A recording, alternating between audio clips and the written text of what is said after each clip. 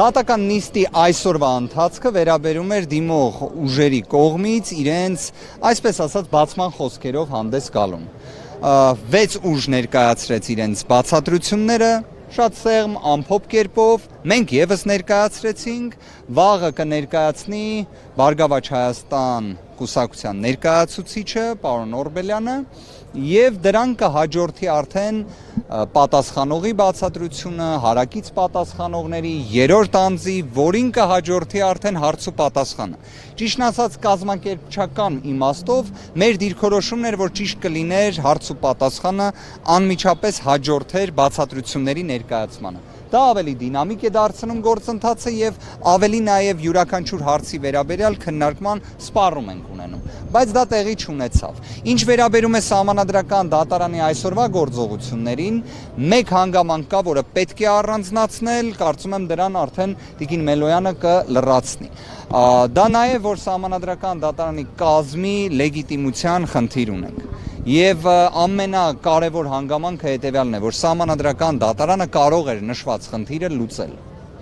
Այսինքն Սահմանադրական դատարանը գիտակցելով նշված խնդիրը, որտեղ հենց Սահմանադրական դատարանը ինքը բարձրաձայնել էր նշված հարցը։ Սահմանադրական դատարանի կոնկրետ դատավոր խոսել էր այդ խնդրի մասին, բայց այն հանգուցալուծում չէր ստացել։ Այսօր մենք վերստին նշված հարցը ներկայացրեցինք, լրացուցիչ հիմքեր, հիմնավորումներ ներկայացրեցինք, բայց Սահմանադրական դատարանը դրան արձագանք չտվեց, դրանով իսկ որոշակի իմաստով հենց իր լեգիտիմության, կազմի լեգիտիմության խնդիրը ընդգծելով։ Սա փաստ է այլևս եւ սրանից խուսափում որպես այդպեսին ես չեմ պատկերացնում։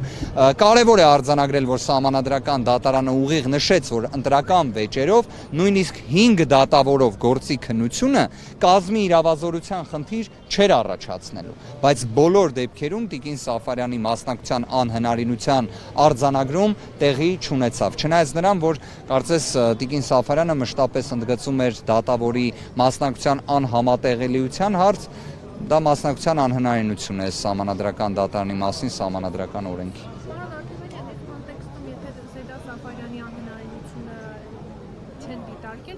Արտակ Զեյնալյանի եւ Վլադիմիր Վարդանյանի Շատ տրամաբանական հարց եք տալիս։ Իդեպ, գիտեք պատճառը որն է եղել, ինչի համար պարոն Վարդանյանի եւ պարոն Զեյնալյանի մասնակցության անհնարինությունը արձանագրվել է։